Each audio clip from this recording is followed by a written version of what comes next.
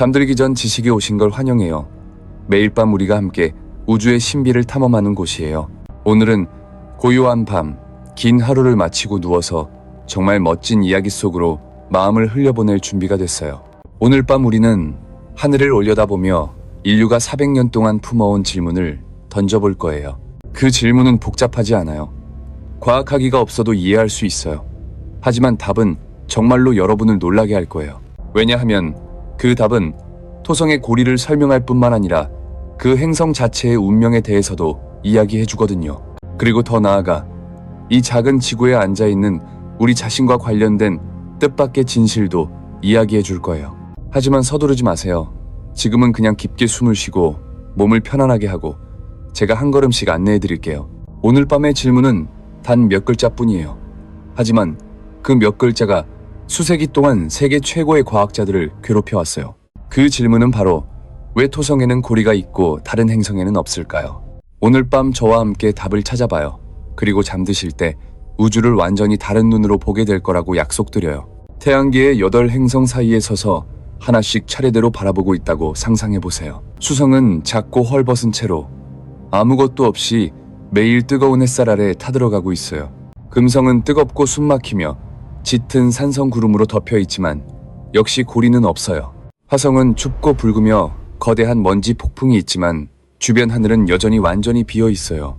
목성은 거대하고 격렬하며 지구보다 큰 대적반이 있지만 주변을 봐도 뚜렷한 고리는 보이지 않아요. 그리고 토성을 바라보는 순간 당신은 멈추게 돼요. 왜냐하면 토성은 태양계의 어떤 행성과도 달리 수십만 킬로미터에 걸쳐 펼쳐진 얼음과 암석으로 만든 왕관을 쓰고 있거든요. 토성의 고리는 너무 넓어서 지구 위치에 놓으면 달에 거의 닿을 정도예요. 하지만 동시에 그 고리는 믿기 어려울 만큼 얇아서 가장 두꺼운 곳도 약 1km밖에 안 돼요. 전체 크기에 비하면 종이보다 얇아요. 이것은 자연이 만들어낸 가장 아름다운 물리적 역설 중 하나예요. 압도적으로 넓지만 믿기 힘들 만큼 얇은. 그리고 진짜 질문은 왜 토성이 그렇게 아름다운가가 아니라 왜 토성만 이것을 가지고 있느냐예요. 목성은 토성보다 크지만 왜 목성의 고리는 거의 보이지 않을 만큼 희미해서 우주선이 있어야만 발견할 수 있었을까요? 해왕성과 천왕성에도 고리가 있지만 너무 어둡고 좁아서 지구에서 맨눈으로는 아무도 볼 수 없어요. 오직 토성만이 어느 작은 망원경으로도 뒷마당에서 볼 수 있을 만큼 밝고 넓고 아름다운 고리를 가지고 있어요. 과학자들은 이것을 태양계의 진정한 미스터리라고 부르며 과학이 최근 수십 년 안에야 비로소 답을 찾기 시작한 질문이에요. 그리고 오늘 밤 들으실 답은 의문을 풀어줄 뿐만 아니라 경이로움과 약간의 슬픔이 뒤섞인 묘한 감정을 남겨줄 거예요. 하지만 답에 이르기 전에 왜 이 질문이 그렇게 어려운지 그리고 그 답을 찾는 여정이 어떻게 시작되었는지를 이해할 필요가 있어요. 이야기는 1610년 이탈리아의 한 도시에서 직접 만든 렌즈를 들여다보고 있는 한 남자의 방에서 시작돼요. 그 남자는 갈릴레오 갈릴레이였고 그날 밤 그는 조잡한 망원경을 하늘로 향해 토성을 찾았어요. 갈릴레오는 인류 역사상 망원경으로 토성을 본 최초의 사람이었고 그가 본 것은 그를 너무 당황하게 만들어 동료에게 혼란스러운 편지를 쓰게 했어요. 그 편지에서 갈릴레오는 토성을 세 개의 몸을 가진 행성이라고 묘사했어요. 마치 양옆에 절대 떠나지 않는 두 명의 작은 동반자가 있는 것처럼요. 갈릴레오의 망원경은 너무 조잡하고 해상도가 너무 낮아서 선명하게 볼 수 없었고 그는 고리를 보았지만 그것이 고리라는 것을 이해하지 못했어요. 하지만 갈릴레오를 더욱 당황하게 만든 일이 1612년, 불과 2년 후에 일어났어요. 갈릴레오가 망원경을 들여다봤더니 토성의 두 동반자가 완전히 사라져 있었어요. 그는 썼어요. 아마도 토성이 자신의 동반자들을 삼켜버린 것일까? 아니면 이것은 어떤 마법이나 환상인가? 이것은 토성의 축이 약 27도 기울어져 있기 때문인데 지구와 토성이 궤도의 특정 위치에 있을 때 우리는 고리를 옆면에서 보게 되고 거의 보이지 않아요. 갈릴레오는 이것을 몰랐어요. 충분한 데이터도 충분한 관측 시간도 없었고 특히 망원경이 진실을 볼 만큼 좋지 않았거든요. 그는 1642년에 세상을 떠났어요. 자신이 본 것을 끝내 이해하지 못한 채 토성에 대한 질문은 여전히 미해결로 남았어요. 하지만 그 미스터리는 다른 과학자들을 끌어당겼고 각자 조금씩 더 가까이 다가갔어요. 마침내 한 네덜란드인이 나타나 모든 것을 바꾸기 전까지는요. 그의 이름은 크리스티안 하위언스. 1629년에 태어난 네덜란드 천문학자로 갈릴레오보다 훨씬 좋은 망원경을 가지고 있었어요. 하위 헌스는 토성을 바라보았고 역사상 처음으로 이것이 세 개의 별개 천체가 아니라 행성을 둘러싼 평평한 골이라는 것을 명확하게 볼 수 있었어요. 1659년 하위 헌스는 그 발견을 발표했고 과학계 전체가 충격을 받았어요. 왜냐하면 아무도 행성이 그런 평평한 고리를 가질 수 있다고 생각하지 못했거든요. 하지만 그것이 고리라는 것을 알고 나서도 다음 질문은 더 어려웠어요. 고리는 무엇으로 만들어졌으며 왜 거기 있는 걸까요? 하위 헌스 이후의 과학자들은 고리의 물리적 본질을 이해하려고 200년을 더 보냈고 각자 퍼즐의 한 조각씩을 가져왔어요.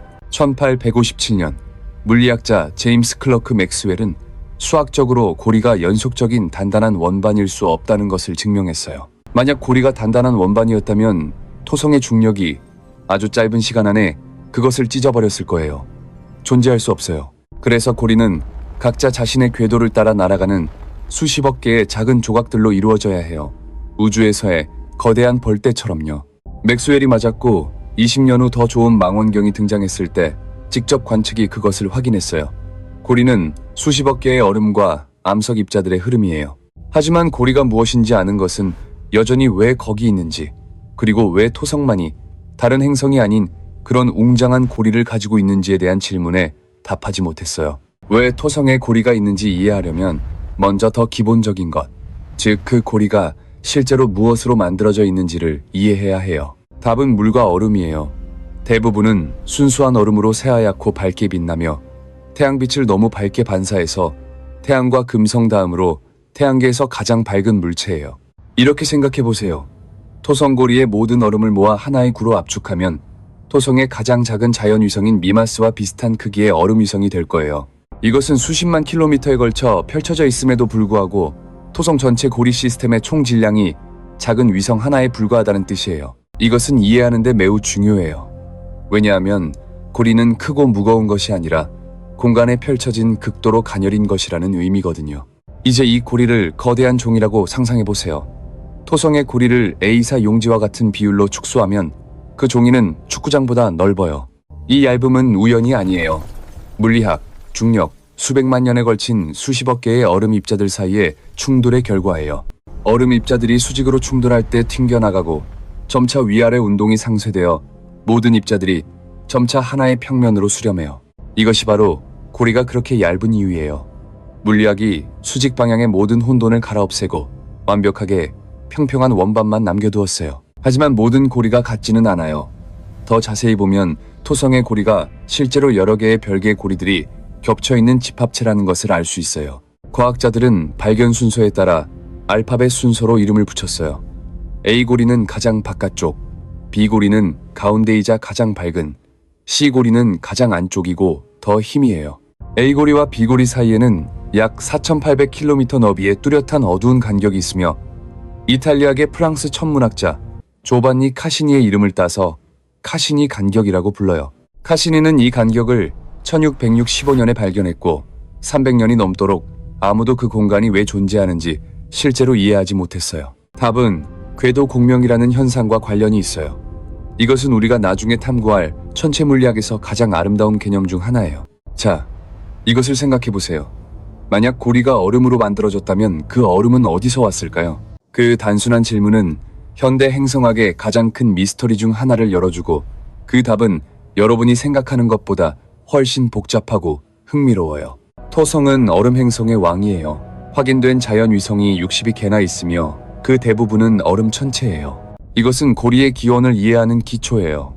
왜냐하면 토성의 고리와 위성들은 두 개의 별개 사물이 아니라 같은 이야기의 두 면이거든요. 하지만 기원에 대해 말하기 전에 매우 중요한 물리적 원리를 이해해야 해요.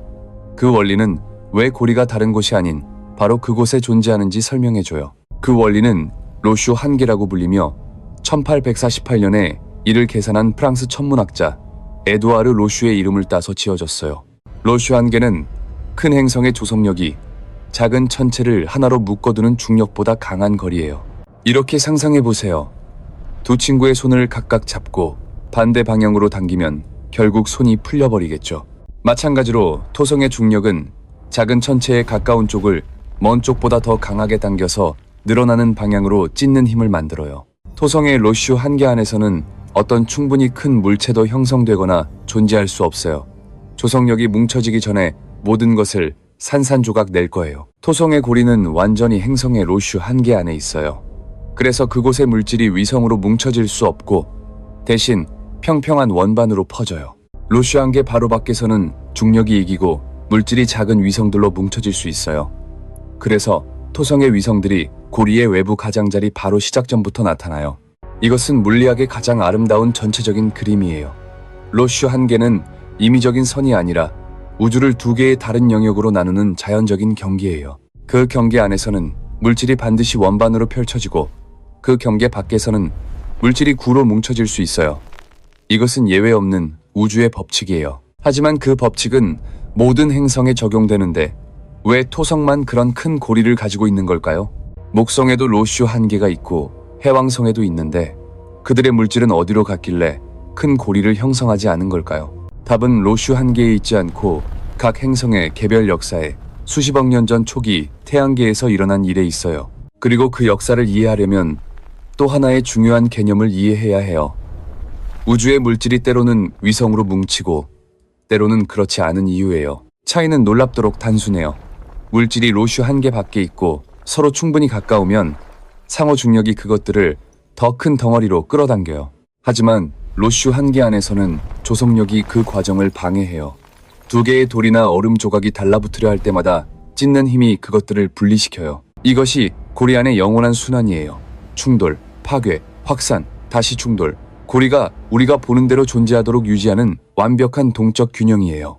이제 고리가 무엇이고 왜 거기 있는지 이해했지만 가장 큰 질문은 여전히 남아있어요. 그 물질은 애초에 어디서 왔을까요? 이것은 과학자들이 수십 년 동안 논쟁해온 질문이고 아직 완전히 확실한 답은 없지만 우리는 매우 가깝게 다가와 있어요. 그리고 우리가 그 답을 찾았을 때 그것은 토성의 고리를 설명할 뿐만 아니라 시간에 대한, 고리의 나이에 대한 아무도 예상하지 못했던 비밀을 드러낼 거예요. 하지만 먼저 현대 과학자들이 실제 데이터에서 무엇을 발견했는지 알아야 해요. 그 여정은 1977년에 발사된 두 개의 작은 우주선에서 시작돼요. 1977년 나사는 보이저 1호와 보이저 2호를 발사했고 아무도 그것들이 우리가 태양계를 이해하는 방식을 영원히 바꿀 거라는 것을 알지 못했어요. 보이저 1호는 1980년 11월에 토성에 접근했고 처음 보내온 사진들은 과학자들의 심장을 멈추게 했어요. 수억 킬로미터 거리에서 토성은 두세 개의 단순한 고리를 가진 아름다운 구처럼 보였지만 보이저가 가까워지자 모든 것이 완전히 바뀌었어요. 두세 개의 고리가 아니라 거대한 레코드판의 홈처럼 촘촘히 겹쳐진 수백 개의 작은 고리들이었어요. 과학자들은 토성의 고리 시스템에서 1000개 이상의 개별 세부 고리를 세웠어요. 각각 밀도, 입자 크기, 궤도 속도가 약간씩 다르게요.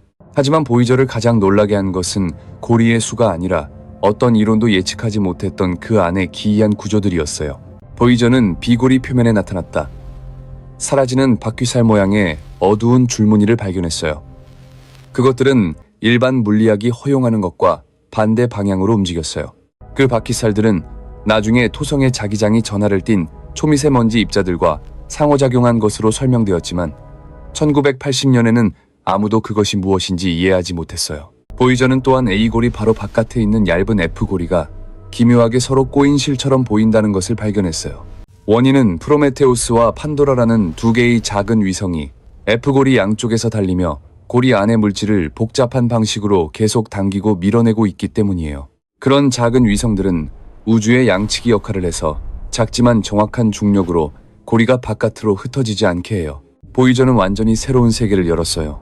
매초 변화하는 생동감 있고 복잡한 시스템, 사람들이 항상 생각했던 단순한 원반이 아니에요. 하지만 보이저도 가장 큰 질문에 답할 수 없었어요. 고리가 거기 얼마나 오래 있었고 어디서 왔는지 그 답을 위해서는 훨씬 더 전문적인 임무가 필요했어요. 그 임무의 이름은 카시니로. 더 크고 더 똑똑하며 토성 곁에서 일생을 바치도록 특별히 설계된 우주선이에요. 카시니는 1997년에 발사되어 2004년에 토성 궤도에 도달하기 전 7년간 우주를 날았어요.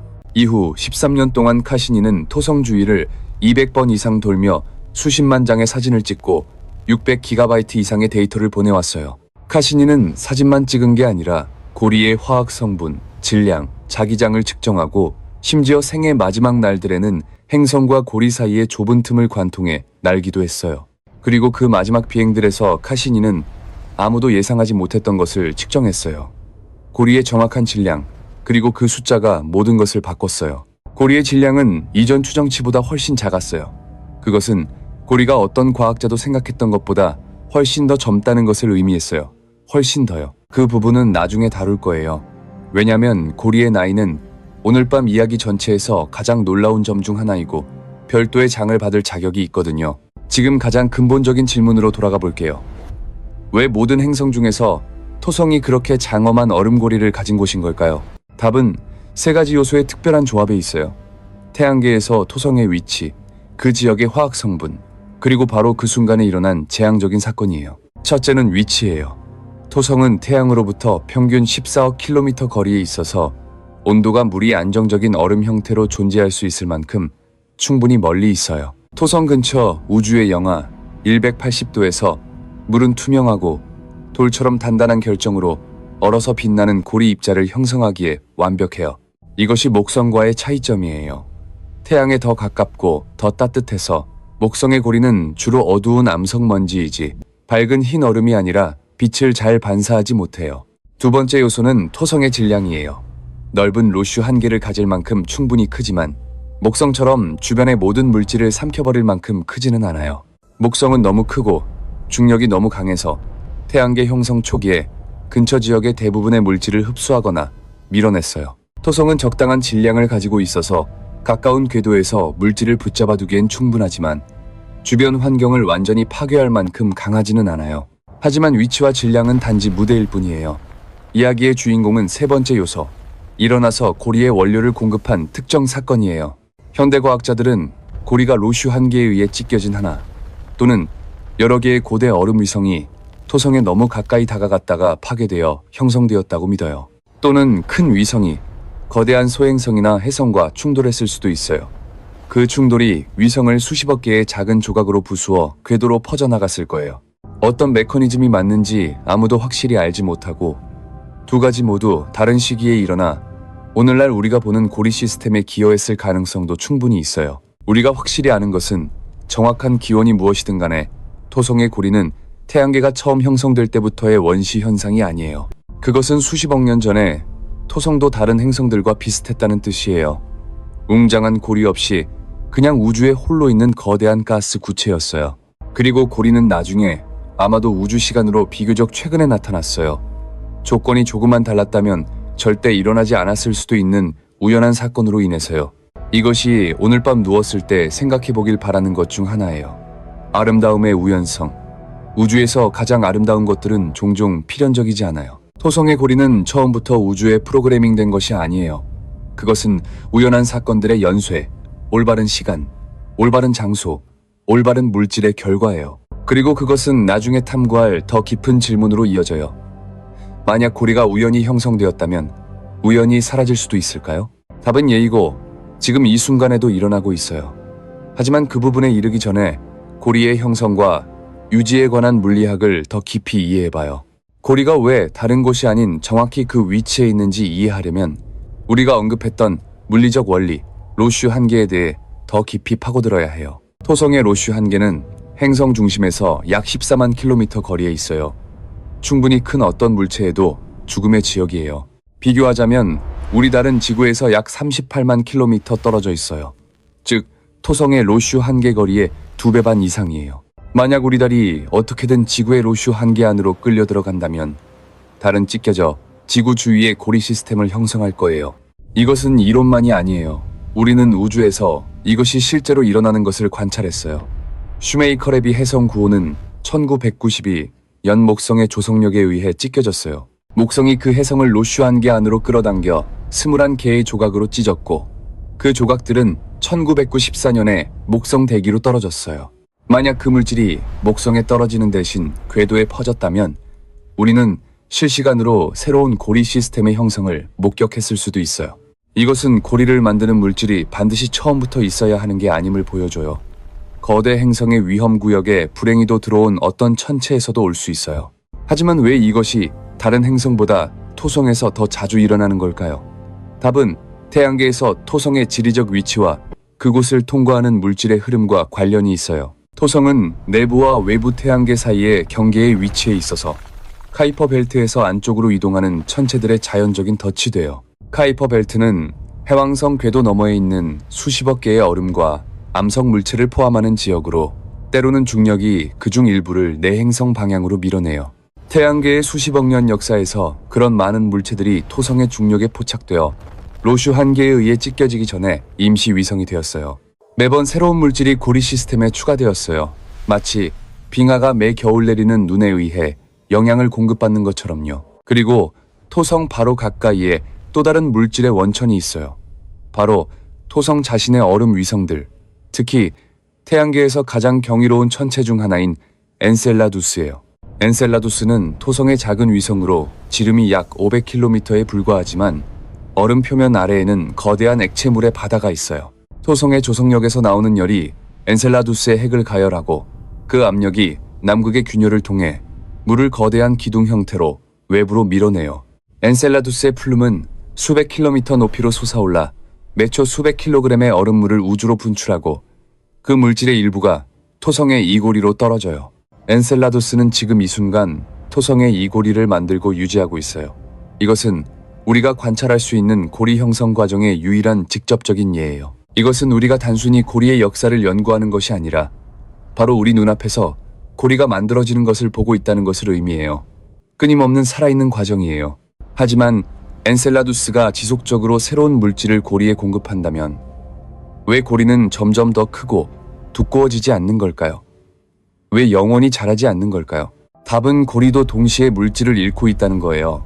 그리고 이것이 바로 여러분을 멈추고 진지하게 생각하게 만들 이야기의 부분이에요. 고리의 물질은 매초 토성으로 떨어지고 있고 그 손실 속도는 엔셀라두스가 보충할 수 있는 것보다 훨씬 커요. 카시니는 이 손실 속도를 측정했고 결과는 매우 놀라웠어요.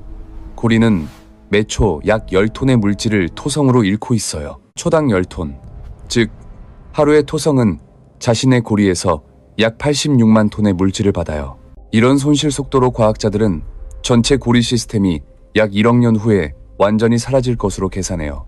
1억 년은 인간에게 엄청나게 긴 시간이지만 우주 시간으로는 눈 깜짝할 사이 태양계 나이의 2%도 안 돼요. 그리고 그것은 1억 년 후 토성을 바라보면 목성처럼 텅 빈 거대 가스 행성을 보게 될 것이라는 의미예요. 우리는 토성이 아직도 화려한 왕관을 쓰고 있는 우주 역사의 매우 특별한 순간에 살고 있어요.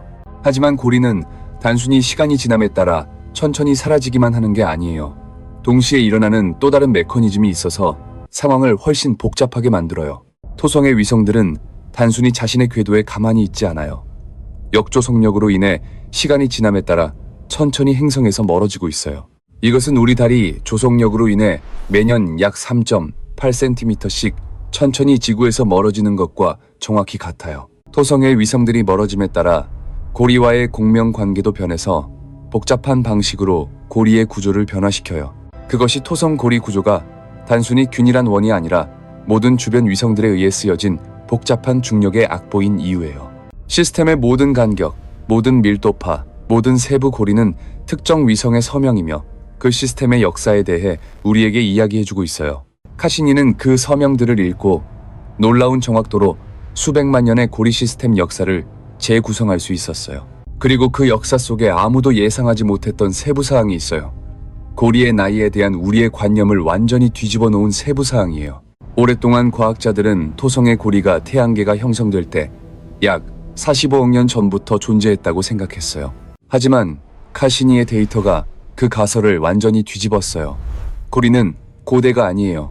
우주 기준으로 매우 젊어서 약 1천만에서 1억 년밖에 안 됐어요. 이것을 잠깐 생각해 보세요.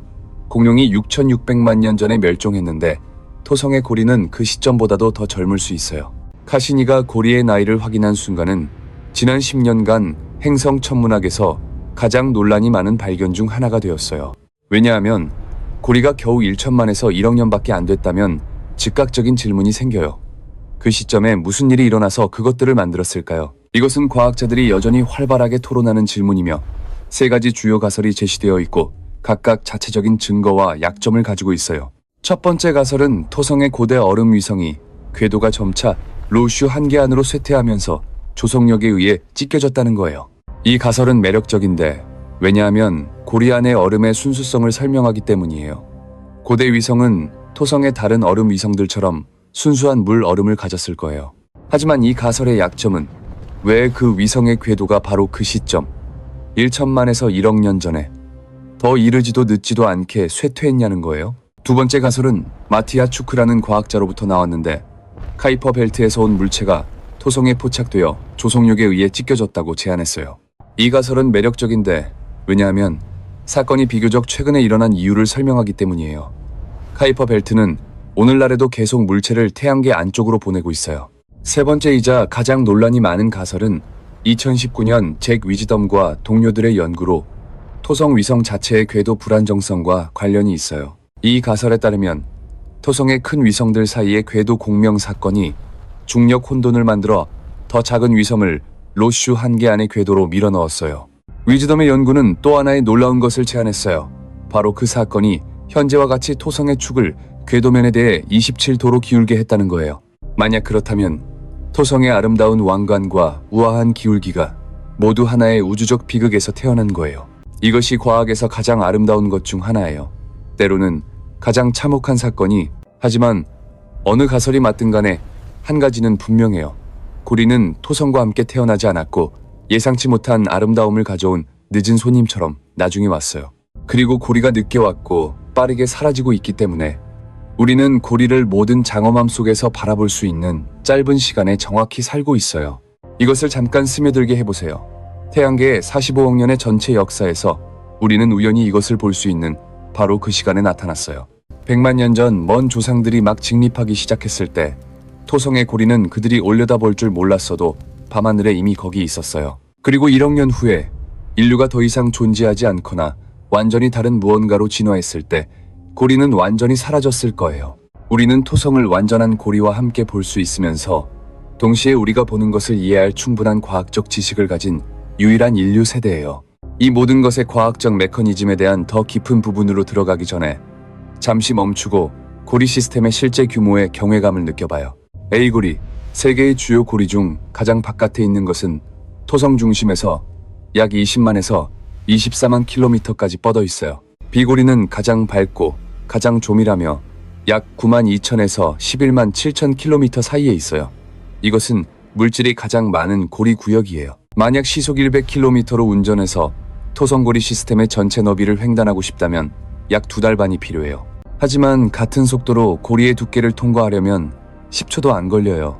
이것이 이 구조에 믿기 어려울 만큼 얇음의 정도예요. 이 비율은 보통 A사 용지를 같은 비율로 확대하면 축구장보다 넓어지지만 여전히 그 용지만큼의 두께를 유지하는 것과 같아요. 그렇게 얇은 공간 안에 시스템의 위치에 따라 고리 표면의 제곱킬로미터당 약 1에서 30톤의 물질이 있어요.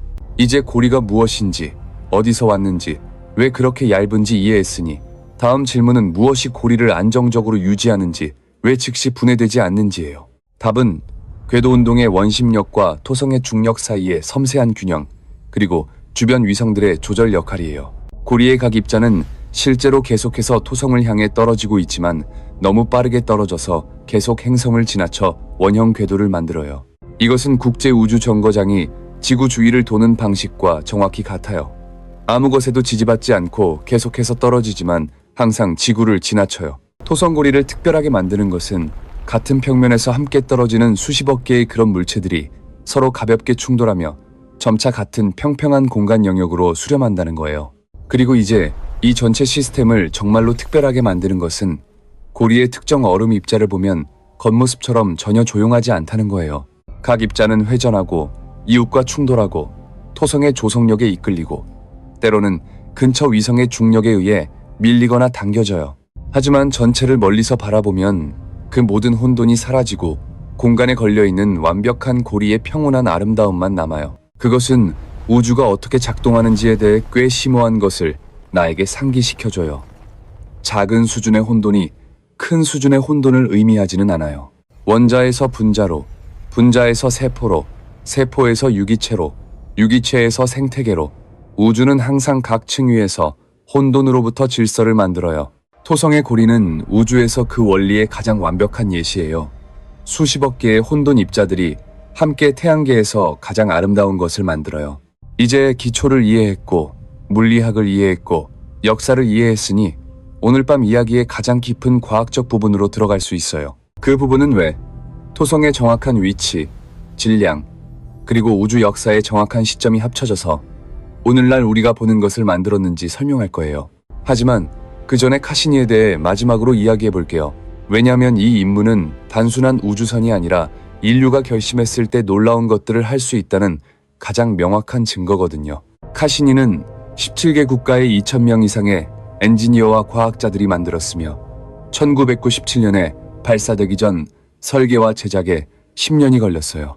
우주선은 거의 6톤의 무게의 카메라부터 자력계, 화학 분석기까지 12가지 다른 과학기기를 탑재해 토성의 비밀을 해독하도록 설계되었어요.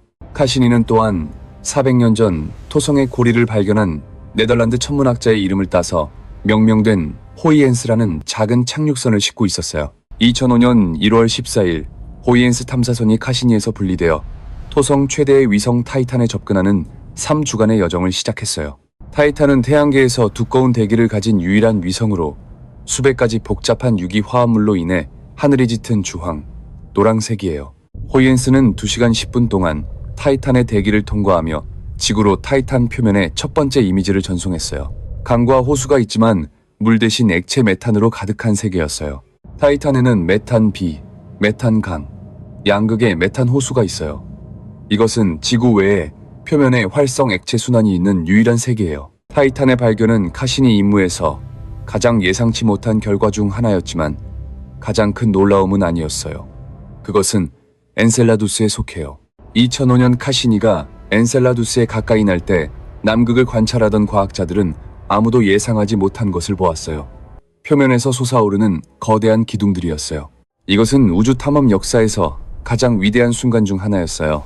작고 차가운 달이 액체물을 우주로 분출하고 있다는 발견이에요. 그리고 카시니가 그 기둥들을 날아 통과하며 화학 성분을 분석했을 때 결과는 더욱 놀라웠어요. 그 기둥들의 물에는 분자수소, 메탄, 이산화탄소, 그리고 많은 복잡한 유기 화합물이 포함되어 있었어요. 모두 해저 지열 활동의 징표예요. 그 징표들은 엔셀라두스의 해저가 지구에서 최초의 생명이 탄생했을 수도 있는 것과 비슷한 열수 분출구를 가질 수 있다는 것을 보여줘요. 그것은 토성의 작은 달, 엔셀라두스가 우리가 태양계에서 알고 있는 지구 외 생명체가 존재할 가능성이 가장 높은 장소 중 하나라는 것을 의미해요. 토성은 아름다운 고리를 가진 행성만이 아니에요.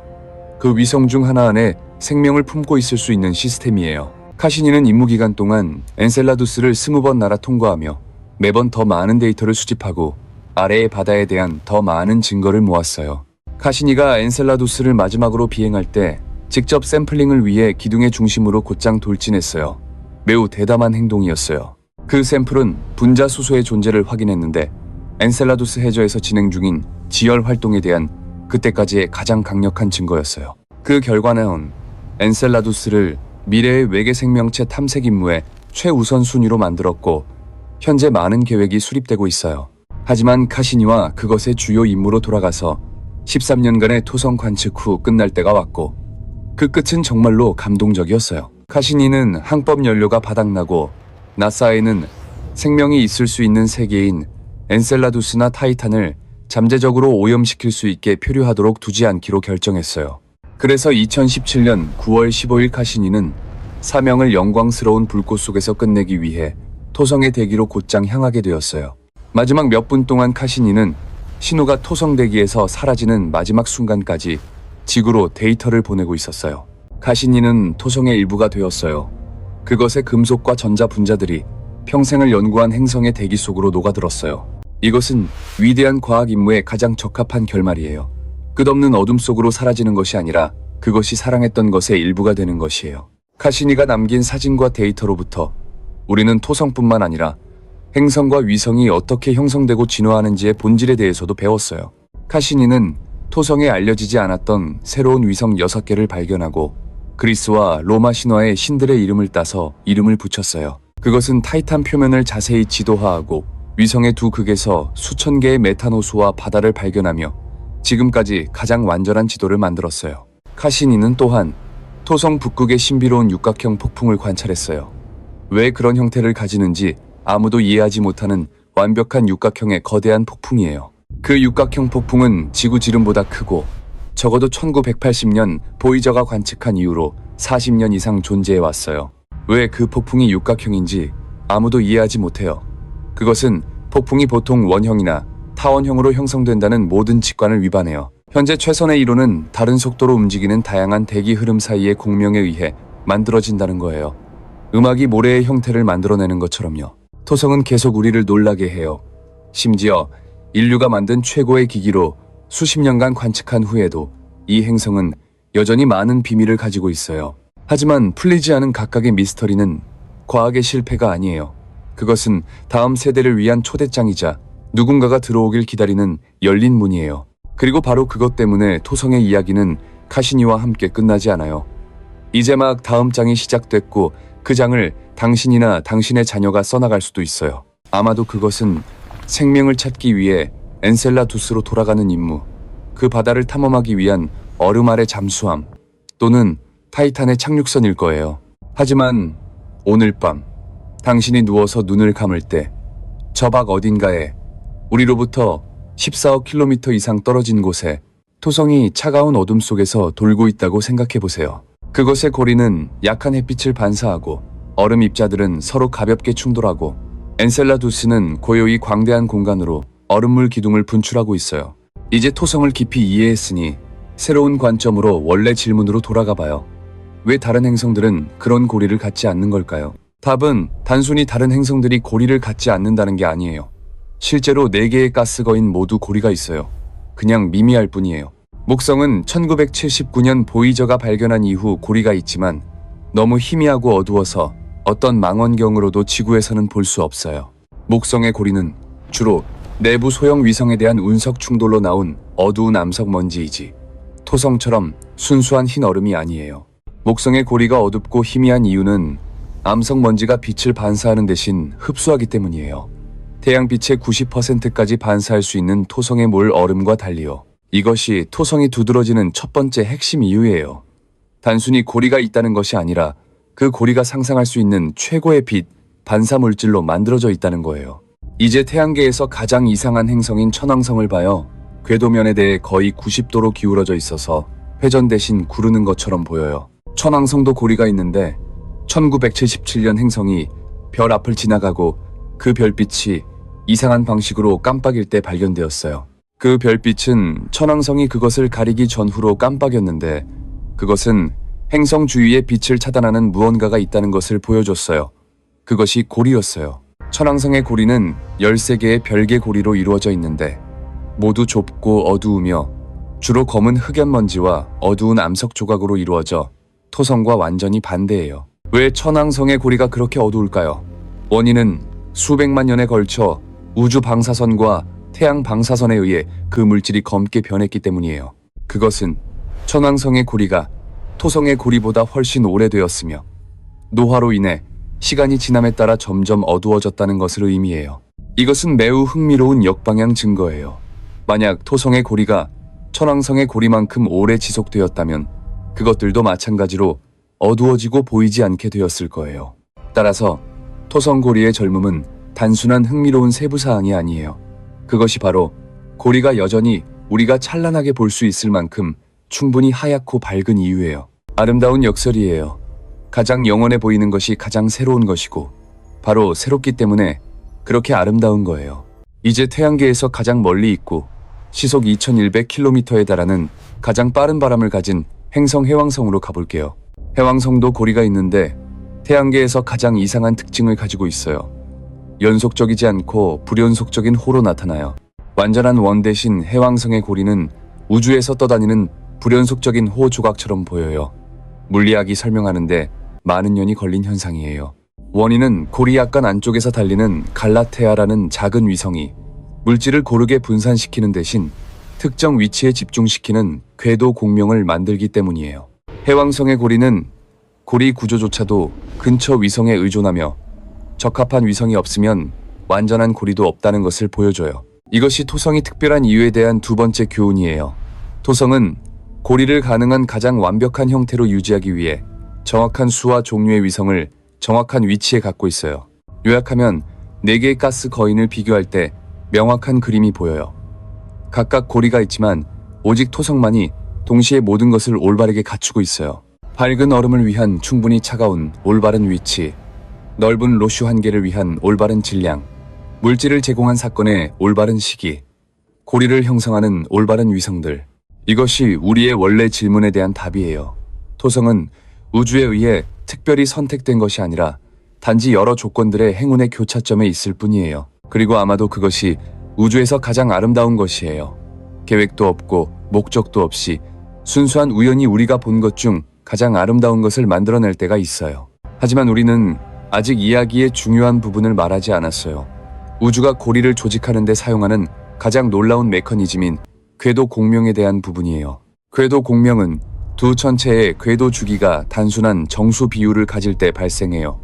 예를 들어 한 위성이 다른 물체가 정확히 한 바퀴를 도는 동안 두 바퀴를 도는 것처럼요. 이것이 발생하면 더 작은 물체가 궤도를 한 번 완성할 때마다 공간의 같은 지점에서 더 큰 위성의 중력으로부터 작은 밀림을 받아요. 그 작은 밀림들이 시간이 지남에 따라 축적되어 물체를 그 궤도에서 완전히 이동시켜 고리의 빈틈을 만들 수 있어요. 1665년 갈릴레오가 처음 본 A고리와 B고리 사이에 4,800km 너비의 틈인 카시니 간격은 바로 이 공명 때문이에요.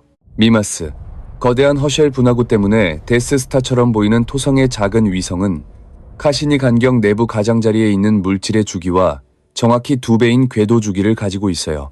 그래서 그 위치에 있는 고리 입자가 두 번의 궤도를 완성할 때마다 미마스는 같은 상대적 위치에 있어 같은 방향으로 다시 끌어당겨요. 번번이. 수백만 년에 걸쳐 그 작은 당김들이 그 지역에서 모든 물질을 밀어낼 만큼 충분히 축적되어 우리가 카시니 간격이라 부르는 어두운 공간을 남겼어요. 믿기 어렵게도 고작 400km 너비의 작은 위성이 단지 올바른 궤도에 있는 것만으로 고리에 4,800km 너비의 틈을 만들 수 있어요.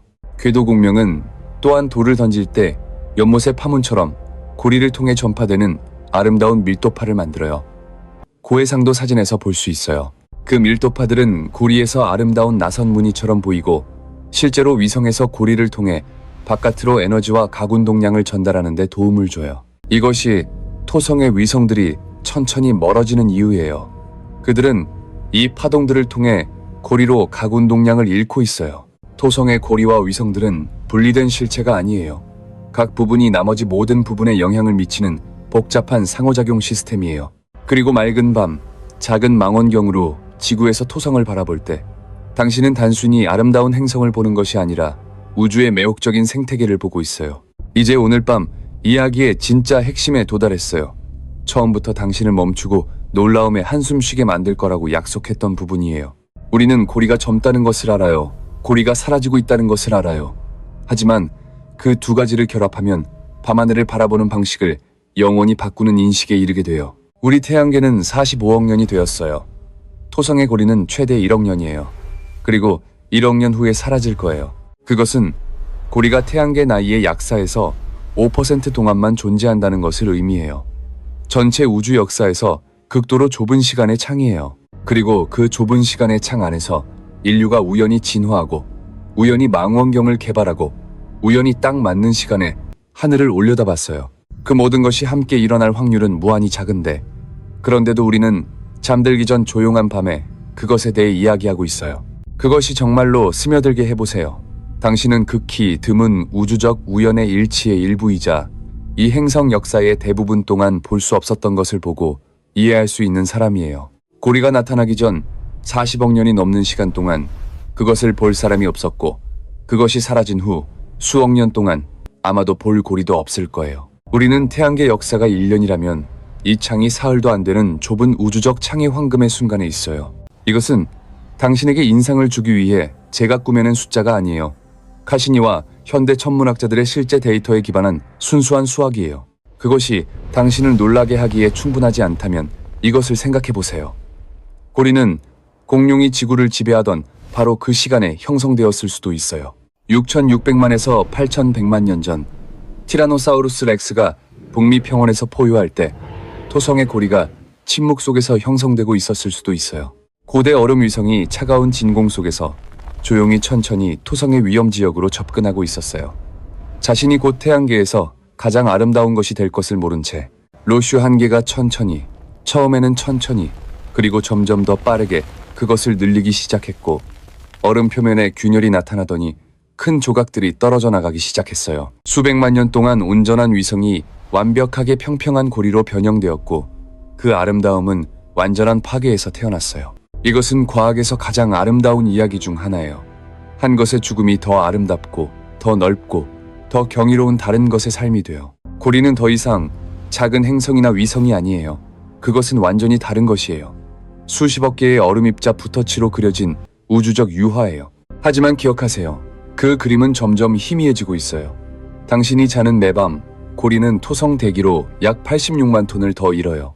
그 숫자는 크게 들리지만 고리의 총 질량에 비하면 여전히 작아서 당신의 일생 동안 변화를 알아차리지 못할 거예요.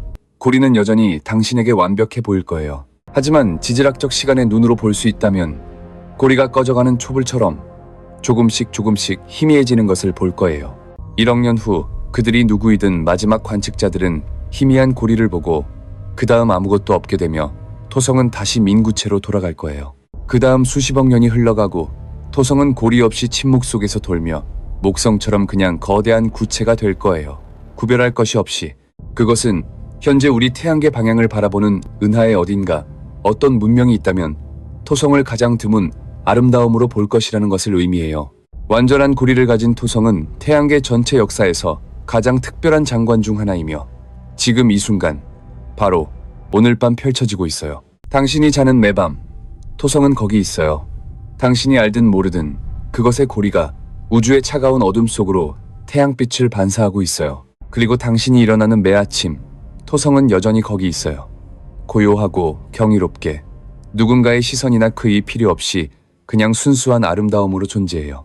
이제 당신은 그 아름다움 뒤의 이야기를 알아요. 그리고 저는 그것이 덜 아름답게가 아니라 더 아름답게 만든다고 생각해요. 그것이 고대 위성의 파편이라는 것을 알 때, 그것들이 사라지고 있다는 것을 알 때, 우리가 우연히 볼 수 있는 바로 그 시간에 여기 있다는 것을 알 때, 그것은 더 심오해져요. 이것이 과학이 세계하는 것이에요. 경이로움을 파괴하는 것이 아니라 맨눈으로는 볼 수 없는 겹겹이 의미를 더해요. 갈릴레오는 토성을 바라보고 설명할 수 없는 신비를 보았어요. 오늘날 당신은 토성을 바라보고 수십억 년에 걸친 경이로운 이야기 전체를 봐요. 당신은 조성력에 의해 파괴된 고대 위성을 보고 토성으로 떨어지는 수십억 개의 얼음 입자를 보고 우주에서 아름다움의 덧없음을 봐요. 그리고 당신은 가장 중요한 것을 봐요. 우주는 인류를 멈추고 경탄하게 만들 만큼 아름다운 것을 만들기 위해 목적이나 계획이 필요하지 않다는 것을요. 맹목적이고 의식 없고 목적 없는 물리학이 단지 자연의 법칙에 따라 자신의 일을 하고 있을 뿐이고 결과는 우리가 경이로움이라고 부르는 것이에요. 그리고 그것이 제 생각에 왜 과학이 우주의 경이로움을 줄이지 않고 실제로 훨씬 더 깊게 만드는지에 대한 이유예요. 아무것도 모르고 토성을 보면 아름다운 행성을 봐요. 지금 아는 모든 것으로 토성을 보면 이야기를 하는 전체 우주를 봐요. 이것이 잠들기 직전에 당신이 간직하길 바라는 것이에요. 이 지식은 짐이 아니라 선물이에요. 행성을 바라보고 단순히 빛이 아닌 시간, 물리학, 비극, 재탄생, 그리고 덧없지만 진실된 아름다움을 보는 선물이에요. 그리고 언젠가 밤에 하늘을 바라보고 어둠 속의 가벼운 황금빛 점으로 토성을 본다면 그 빛나는 점이 당신에게 이 이야기를 하고 있다는 것을 기억하세요. 부서져서 태양계에서 가장 아름다운 것이 된 위성의 이야기, 시간, 기회, 그리고 항상 덧없는 우주의 아름다움에 관한 이야기예요.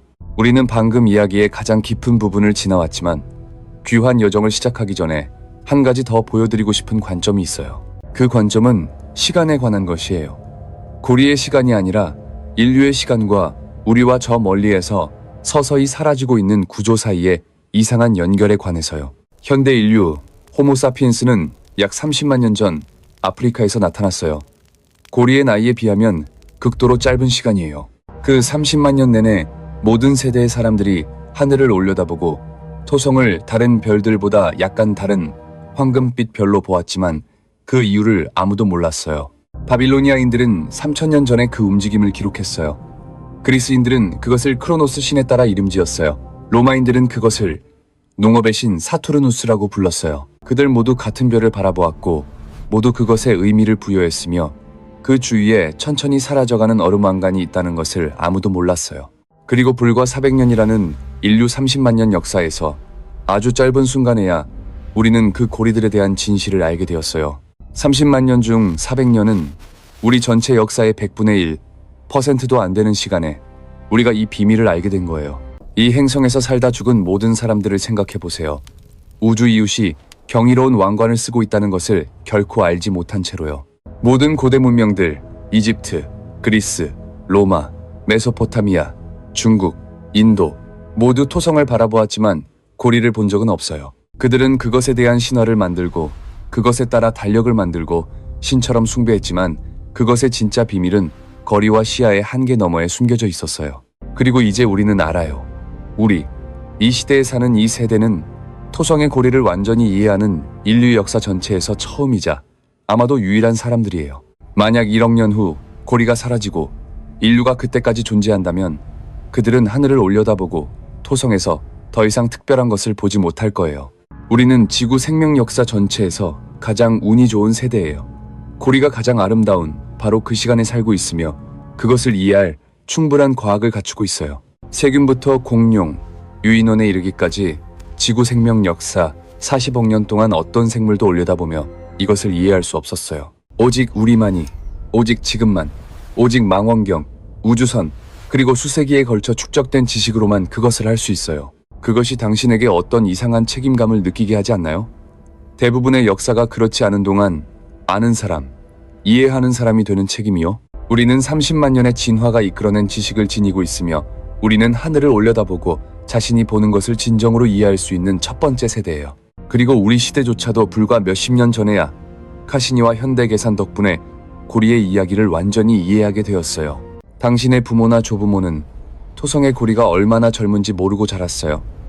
우리는 그것을 알고 그 모든 의미를 진정으로 이해하는 최초의 사람들이에요. 이것이 제가 과학이 인류가 할 수 있는 가장 아름다운 행동 중 하나라고 믿는 이유 중 하나예요. 그것은 우리가 서로에게 우주의 이야기를 전하는 방법이에요. 그리고 오늘 밤 저는 당신에게 그 이야기를 다시 전해드렸어요. 당신이 잠들 때 자신이 자신보다 훨씬 더 큰 무언가의 일부라는 감각을 가지고 가시길 바라면서요. 우주는 당신이 이 이야기를 알든 모르든 신경 쓰지 않지만 당신은 이제 알아요. 그리고 그것이 우주를 당신에게 의미 있게 만드는 유일한 것이에요. 이제 천천히 돌아오기 시작해요. 조금 더 가볍게 숨을 쉬고 오늘 밤 여정의 마지막 부분으로 안내해 드릴게요. 이 모든 지식이 우처신에 대해 가르쳐주는 것에 관한 부분이에요. 토성의 고리는 우주의 아름다움이 당연하거나 영원한 것이 아님을 가르쳐줘요. 그것은 덧없고 우연적이고 가능할 때 소중히 여겨야 할 것이에요. 우리는 우주의 특별한 순간에 있어요. 또한 우리 자신의 삶의 특별한 순간에도 있어요. 그리고 둘 다 감사함으로 인식될 필요가 있어요. 토성의 고리가 사라지고 있다는 것을 모르는 것처럼 우리 삶의 많은 아름다운 순간들도 그래요. 그것들이 거기 있다는 것을 깨닫기 전에 지나가 버려요. 토성의 고리는 우리에게 상기시켜줘요. 가장 아름다운 것은 영원히 지속되는 것이 아니라 지금 이 순간 당신이 보고 있는 것이라고요. 이것이 오늘 밤 당신이 잠들기를 바라는 것이에요. 걱정도 없고 근심도 없이 당신이 경이로운 우주 속에 올바른 장소에 올바른 시간에 있다는 가벼운 느낌으로요. 이제 마무리 부분으로 가기 전에 토성의 고리가 존재의 본질에 대해 드러내는 것에 대해 한 가지 더 말씀드리고 싶어요. 고리는 파괴에서 만들어졌어요. 아름다움은 비극에서 태어나요. 그것들의 존재 자체가 항상 끝이 아님을 증명해요. 그 고대 위성은 진정한 의미에서 죽은 것이 아니에요. 그것은 변환되었어요.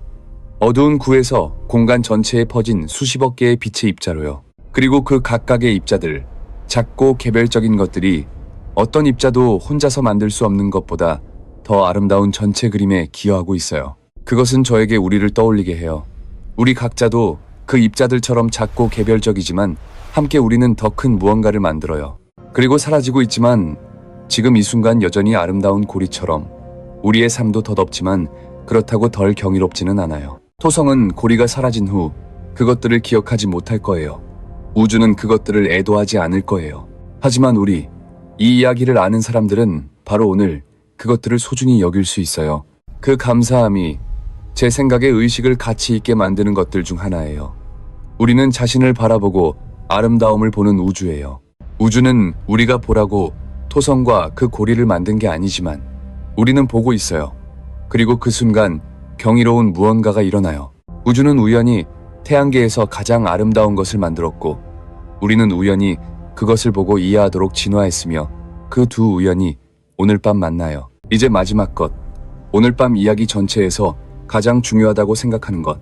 고리비에 관해 이야기해 드릴게요. 고리비는 우리가 언급했던 과정이에요. 고리의 얼음이 태양빛에 의해 전하를 띠고 토성의 자기장에 끌려대기로 비처럼 떨어지는 것이에요. 카시니는 토성 상층 대기의 화학을 측정하고 고리에서 오는 물과 유기화합물의 흔적을 발견함으로써 이것을 확인했어요. 그것은 토성이 지금 이 순간 자신의 고리를 먹고 있다는 것을 의미해요. 물 분자 하나씩 느리고 되돌릴 수 없는 과정으로요. 그리고 토성이 고리를 먹는 동안 고리는 저항하지 않고 붙잡으려 하지도 않으며 그냥 물리를 따라 입자 하나씩 행성으로 가라앉아요. 저는 그것이 슬프면서도 아름답다고 생각해요. 모든 덧없는 것들이 충분히 오래 바라보면 슬프면서도 아름다운 것처럼요.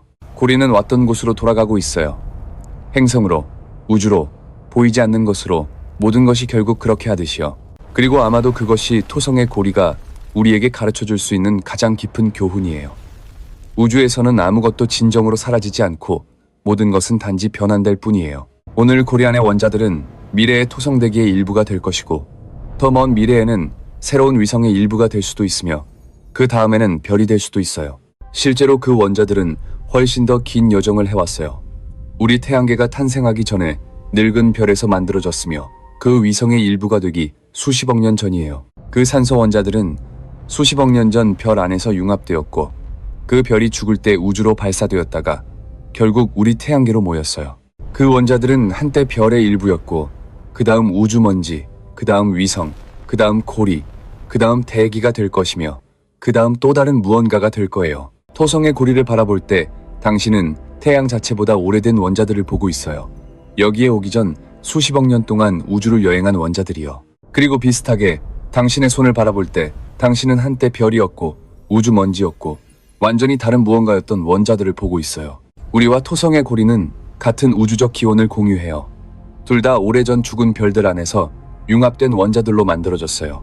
천문학자 칼 세이건이 유명하게 말한 것, 우리는 별의 물질로 만들어졌다는 것은 단순히 아름다운 은유가 아니라 정확한 과학적 사실이에요. 그리고 오늘 밤 당신과 토성의 고리는 한순간을 공유해요.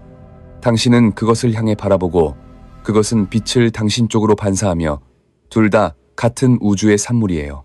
토성을 관측할 때 당신이 보는 빛은 1시간 이상 전에 고리를 떠나 텅 빈 공간을 가로질러 당신의 눈에 도달했어요. 그것은 고리를 볼 때 당신이 과거를 보고 있다는 것을 의미해요. 현재 순간이 아닌 80분 이상 전의 고리 상태를요. 이것이 천문학에서 흥미로운 것이에요. 모든 관측은 역사적 관측이에요. 당신은 우주가 지금 어떤지가 아니라 어떠했는지만 볼 수 있어요. 하지만 그것이 당신이 보는 것을 덜 실제적으로 만들지는 않아요. 그 빛은 정말로 고리를 떠나 당신의 눈에 도달했어요. 그것은 공간을 가로지르는 진정한 물리적 연결이에요. 우리는 빛을 통해 고리와 연결되어 있어요. 그것은 우주에서 가장 보이지 않지만 가장 실제적인 실이에요. 모든 것이 서로 소통하는 실이에요. 그리고 오늘 밤 당신이 눈을 감고 잠으로 빠져들기 시작할 때 토성의 고리에서 온 광자들이 여전히 저밖 어딘가에서 지구 표면에 닿고 있어요. 우주는 잠들지 않고 쉬지도 않으며 당신이 그것을 의식하든 않든 자신이 하는 것을 계속해요. 그것이 가장 이상한 방식으로 외로우면서도 위안이 되는 것이에요. 그리고 오늘 밤의 어둠 속에서 당신이 조용히 누워 가볍게 숨을 쉬는 동안 토성은 거기 있어요. 차갑고 고요하고 경이롭게 당신으로부터 14억 킬로미터 이상 떨어져서요. 그것은 당신의 존재를 알지 못해요. 당신은 그것의 존재를 알아요. 그리고 그 이상한 비대칭성이 인류의 가장 아름다운 우주에 대한 생각들이 사는 곳이에요. 우리는 우주에 대해 알지만 우주는 우리에 대해 알지 못해요. 그것이 우리의 이해를 역사상 가장 이상한 짝사랑의 행위로 만들어요. 하지만 아마도 바로 그것 때문에 아름다운 것이에요. 사랑은 진실되고 깊기 위해 보답받을 필요가 없어요. 그것은 우주에도 인간에게도 마찬가지로 사실이에요. 토성의 고리는 우리가 오늘 밤 그것에 대해 이야기하고 있다는 것을 알지 못해요. 우리가 알든 모르든 슬퍼하든 않든 계속 사라져갈 거예요. 하지만 우리는 알아요. 그리고 그 댐이 인류에 대한 가장 특별한 것이에요. 우리는 단순히 존재하는 것이 아니라 우리 자신의 존재와 주변의 것들을 이해해요. 우리는 지구에서, 어쩌면 태양계 전체에서 올려다보고 왜라는 질문을 던질 수 있는 유일한 생물이에요. 그리고 오늘 밤 당신은 그 질문을 했고 수십억 년의 우주 역사를 통해 답을 따라왔으며 이제 그 모든 것의 작은 부분을 이해해요. 작지만 덜 중요하지 않은 부분이에요. 왜냐하면 우주의 일부를 이해하는 각 사람은 그들의 눈을 통해 자신을 이해하는 우주이기 때문이에요. 이것이 오늘 밤 잠속으로 가져가길 바라는 것이에요. 정보나 숫자가 아니라 이 느낌. 당신이 펼쳐지고 있는 경이로움의 일부라는 느낌이에요. 우주는 지금 이 순간 모든 복잡성과 아름다움과 덧없음과 함께 펼쳐지고 있어요. 그리고 당신은 그것의 작은 부분을 목격하기 위해 여기 있어요. 고리가 사라지고 있어요. 당신이 여기 있어요. 두 가지 모두 동시에 사실이에요. 그리고 어느 것도 다른 것의 가치를 줄이지 않아요. 실제로 저는 사라짐이 존재를 덜 소중하게가 아니라 더 소중하게 만든다고 생각해요. 고리는 사라지고 있기 때문에 더 아름다워요. 그리고 아마도 같은 것이 당신의 삶에서 가장 아름다운 모든 것들에도 사실이에요. 그것들이 영원히 있지 않을 것이기 때문에 부분적으로 가치가 있어요. 그 생각을 오늘 밤 잠속으로 함께 데려가세요. 그리고 내일 당신이 일어났을 때 아마도 주변의 것들을 조금 다르게 볼 거예요. 오늘 밤 여정의 마지막 부분에 이르기 전에 제가 앞서 언급만 했던 것, 양치기 위성의 역할에 대해 더 깊이 이해하기 위해 잠시 멈춰볼게요. 양치기 위성은 좁은 고리 바로 안이나 바깥에 궤도가 있는 작은 위성들이에요. 그들의 중력은 고리 물질이 흩어지는 것을 막아요. 좁은 길에서 나란히 걷는 두 사람을 상상해보세요. 한 명은 왼쪽에, 한 명은 오른쪽에서 양떼가 옆으로 달아나지 못하도록 지키고 있어요. 프로메테우스와 판도라는 토성의 F고리에 정확히 그렇게 해요. 그들은 고리 양쪽에서 나란히 이동하며 중력이 고리가 붕괴되는 것을 막아요. 하지만 이 관계는 완전히 조화롭지는 않아요. 프로메테우스는 때때로 F고리에 매우 가까이 접근해 긴 물질들을 끌어당겨 수천 킬로미터의 어두운 채널을 남겨요. 그 어두운 채널들은 입자의 궤도 운동에 의해 다시 채워지기 전 몇 달간 지속되고 그 다음 프로메테우스가 다시 접근하여 새 채널을 만들어요. 그것은 F고리가 자신의 양치기 위성에 의해 만들어진 끊임없는 주기로 계속해서 교란되고 자가 회복된다는 것을 의미해요. 이것이 토성고리 시스템의 놀라운 복잡성이에요. 정적인 구조가 아니라 매시간 변화하는 살아있는 시스템이에요. 오늘 밤 당신이 누워있는 동안 토성의 고리는 변화하고 있어요. 인간 시간으로는 미미하지만 물리적 시간으로는 계속해서 쉬지 않고요. 이제 펜에 대해 말씀드릴게요. 카시니가 2017년에 고해상도로 촬영하여 전 세계를 놀라게 한 특별한 작은 위성이에요. 펜은 거대한 라비올리 또는 UFO처럼 보여요. 구형 몸체 주위에 납작한 적도 능선이 있어 믿기 어려운 형태를 만들어요. 그 적도 능선은 고리 자체에 의해 만들어졌어요. 펜이 A고리의 NK 간격을 통과할 때 고리 입자들이 양 옆에서 떨어져 적도를 따라 쌓여요. 펜은 기본적으로 고리로 만든 치마를 입은 위성이에요. 이것은 고리와 위성이 물리적 수준에서 서로 영향을 미치는 방식의 최고의 예시예요. 이것은 고리와 위성이 원거리 중력만으로 서로 영향을 미치는 것이 아니라 직접 물질을 교환하여 상상할 수 없는 형태를 만든다는 것을 보여줘요. 또한 다프니스가 있는데 A고리의 킬러 간격 안에 있는 펜보다 작은 위성으로 그 좁은 간격의 가장자리에 아름다운 파문을 만들어요. 다프니스가 킬러 간격 가장자리에 만드는 파문은 위성 자체보다 여러 배 높아서 물질이 고리 표면에서 수직으로 수 킬로미터 위아래로 끌려요. 카시니가 측면에서 빛이 비출 때 찍은 그 파문들의 사진은 인류가 우주에서 찍은 가장 아름다운 이미지 중 하나예요. 그 사진들에서 좁은 간격 가운데 먼지 알갱이처럼 작은 위성이 보이고 양 옆에는 얼어붙은 바다 파도처럼 거대한 얼음벽이 솟아오르고 있어요. 이것은 고리가 단순한 납작한 원반이 아니라 수직 방향으로는 극도로 얇지만 복잡한 3차원 시스템이라는 가장 아름다운 시각적 증거예요. 이제 궤도 공명에 대해 다시 이야기해봐요. 이번에는 더 자세히. 왜냐하면 이것이 고리가 왜 그렇게 복잡한 구조를 가지는지 이해하는 열쇠이기 때문이에요. 위성이 고리 위치와 2대1 공명에 있을 때 그것은 고리 입자가 2바퀴를 돌 때마다 위성이 정확히 1바퀴를 돈다는 것을 의미해요. 그것은 그들이 같은 점에서 만날 때마다 같은 방향으로 힘이 당겨지고 그 시간에 걸친 축적이 간격을 청소할 만큼 충분히 강해진다는 것을 의미해요. 하지만 모든 공명이 간격을 만드는 것은 아니에요.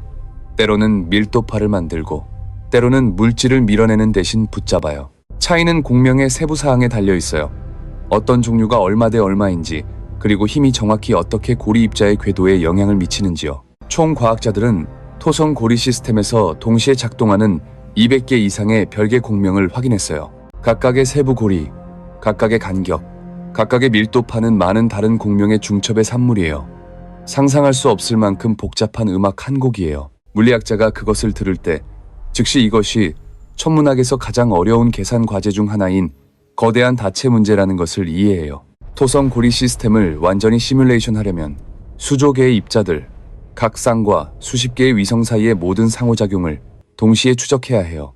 현재 어떤 컴퓨터도 그것을 할 수 없어서 과학자들은 단순화된 모델을 사용하고 실제 관측과 비교하여 이해를 구축해야 해요. 그것은 카시니가 우리에게 가르쳐준 모든 것 이후에도 아직 완전히 이해하지 못한다는 것을 의미해요. 여전히 답이 없는 질문들이 있어요. 예를 들어, 우리는 아직 비고리의 일부 지역이 왜 비정상적으로 높은 밀도를 가지는지, 왜 시고리의 불투명한 지역과 투명한 지역이 교차하는지 확실히 알지 못해요. 이것이 제가 과학을 좋아하는 것이에요. 태양계에서 가장 잘 연구된 시스템조차도 여전히 해답을 기다리는 비밀들이 있어요. 우주는 항상 다음 세대를 위해 몇 가지 비밀을 남겨두어요. 마치 아직 탐험할 것이 많으니 절대 호기심을 멈추지 말라고 말하는 것처럼요. 이제 오늘 밤 마지막 부분에 들어가기 전에 마지막 놀라운 점, 공명과 음악에 관한 것에서 잠시 멈춰봐요. 물리학에서의 공명과 음악에서의 공명은 두 가지, 다른 수준에서의 같은 현상이에요. 둘 다 리듬의 반복과 에너지 축적과 관련이 있어요. 나사의 과학자들은 실제로 고리 입자들의 운동 데이터를 소리로 변환했고 결과는 이상하지만 어느 정도 멜로디가 있는 음악이었어요. 우주는 진정한 수학적 의미에서 음악을 만들고 있어요. 비유가 아니라 원자 입자부터 행성에 이르는 모든 규모에서 파동, 리듬, 화음을 만들고 있어요. 그리고 아마도 그것이 토성의 고리가 단순한 시각적 아름다움보다 더 깊은 어떤 방식으로 우리에게 옳게 느껴지는 이유일 거예요. 그것은 전 우주가 이해하는 주파수로 진동하고 있어요. 아마도 우리가 고리를 아름답게 느낄 때 우리는 무의식적으로 우리 뇌 자체도 구성된 동일한 수학적 법칙을 따르고 있다는 것을 인식하는 거예요. 그리고 이제 그 모든 여정 후에 우리는 오늘 밤 이야기 전체에서 가장 진정으로 놀라운 부분에 도달해요. 제가 마지막까지 간직했던 부분이에요. 우리는 고리가 공룡보다 젊다는 것을 알아요. 우리는 그것이 사라지고 있다는 것을 알아요. 하지만 제가 아직 말하지 않은 것이 있어요. 그것은 우리가 잘못된 질문을 하고 있다는 것과 관련이 있어요. 오늘 밤 내내 우리는 물어왔어요. 왜 토성은 고리가 있고 다른 행성들은 없을까요? 하지만 더 올바른 질문은 아마도 왜 토성은 지금 고리가 있을까요? 왜냐하면 그 질문에 대한 답이 우리가 태양계의 평범한 시대가 아니라 예외적인 순간에 살고 있다는 것을 드러내기 때문이에요. 태양계 45억 년의 역사에서 토성이 이렇게 밝고 선명한 고리를 가진 순간이 아마도 몇 번밖에 없었고 우리는 그 중 하나에 있어요. 그리고 여기 가장 경이로운 것이 있어요. 그 모든 무작위적인 순간들 중에서 인류가 진화하고 우주 기술을 개발한 것은 정확히 이 순간이에요. 당신은 그것이 무언가를 의미한다고 생각하나요? 저는 우주가 이것을 준비했다고 생각하지 않아요. 하지만 우리가 그것을 그렇게 아름답다고 생각하는 것이 우연이 아니라고 생각해요. 우리는 수학적 법칙에 따르는 것들을 아름답다고 느끼는데 우리 자신도 그 법칙들로 만들어졌기 때문이에요. 그리고 우리가 그것의 일부이기 때문에 우주는 우리에게 아름다워요. 이것은 당신이 정말로 멈추길 바라는 순간이에요. 아직 깨어있다면 가슴에 손을 얹고 심장 박동을 느끼며 그 원자들이 한때 별이었다는 것을 기억해보세요. 당신 몸속의 탄소 원자, 뼛속의 칼슘, 혈액 속의 철분 모두 수십억 년 전 폭발한 별들에서 만들어졌어요. 그리고 그 원자들 중 일부는 현재 토성의 고리에 떠다니는 것들과 동일해요. 같은 원소, 같은 역사, 단지 우주의 다른 곳에 있을 뿐이에요. 당신과 토성의 고리는 같은 우주에 존재하는 두 가지 것일 뿐 아니라 천문학 역사에서 같은 곳에서 출발한 원자적 형제 자매예요. 그것은 우리의 원래 질문을 훨씬 더 심오하게 만들어요. 왜 토성이 고리를 가지는지가 아니라 그 고리는 우리와 어떤 관련이 있을까요? 그리고 답은 제 생각에는 우리와 고리는 같은 우주적 이야기의 서로 다른 표현이라는 것이에요. 시간과 공간을 통해 여행하는 원자들의 이야기요. 어떤 원자들은 별이 되기로 선택했고, 어떤 것들은 행성이, 어떤 것들은 얼음고리가, 그리고 어떤 것들은 이 모든 것에 대해 질문할 수 있는 생물이 되기로 선택했어요. 당신은 단순히 토성의 고리를 멀리서 바라보는 것이 아니에요. 깊은 의미에서 당신은 수십억 년 전에 자신의 다른 부분을 바라보고 있어요.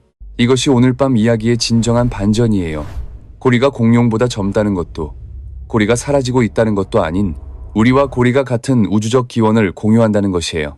당신이 토성의 고리를 바라보고 설명하기 어려운 무언가를 느낄 때 어떤 인식, 이상한 친숙한 감각, 그것은 아마 환상이 아닐 거예요. 아마도 당신의 몸은 원자 수준에서 그 얼음 입자들의 본질에 대해 무언가를 인식할 것이에요. 왜냐하면 그것들의 조상과 당신의 조상이 한때 같은 것이었기 때문이에요. 그래서 제 생각에 가장 올바른 질문은 왜 토성이 고리를 가지는지가 아니라 왜 우주는 우리가 멈추고 바라볼 수밖에 없을 만큼 아름다운 것들을 만드는가요? 그리고 답은 아마도 우주가 아름다움을 만드는 것이 아니라 우리가 우주를 바라보고 우리 자신도 만들어진 법칙들을 인식함으로써 아름다움을 만든다는 것이에요. 아름다움은 고리 안에 존재하는 것이 아니에요. 그것은 고리와 당신의 눈 사이의 공간에 얼음에서 의식으로 향하는 빛의 여정의 존재예요. 그리고 바로 그것 때문에 오늘 밤 당신이 잠들고 우주가 당신이 바라보는지에 무관심하게 계속될 때 그것은 아무것도 감소시키지 않아요. 왜냐하면 당신은 바라보았으니까요. 당신은 물었으니까요. 당신은 작은 부분을 이해했으니까요. 그리고 그 순간 우주는 당신에게 스스로는 결코 할 수 없는 방식으로 의미 있게 되었어요. 그것이 제가 존재에 대해 가장 경이롭다고 생각하는 것이에요. 우주가 존재한다는 것이 아니라 우주가 자신의 존재에 대해 알 수 있는 것을 만들었다는 것이에요. 토성은 자신이 아름답다는 것을 모르고 고리는 자신이 사라지고 있다는 것을 모르지만 당신은 두 가지 모두 알고 있어요. 그 태치, 당신을 우주의 경이로운 일부로 만들어요. 당신은 단순히 작은 행성에 사는 생물이 아니에요. 당신은 우주가 자신을 인식하고 자신을 이해하고 자신의 아름다움을 스스로 감상하는 방식이에요. 당신이 밤하늘을 올려다볼 때마다 당신은 우주를 바라보는 외부인이 아니에요. 당신은 호기심과 경이로움으로 자신을 바라보는 우주예요. 이것이 오늘 밤의 진정한 마지막 반전이에요.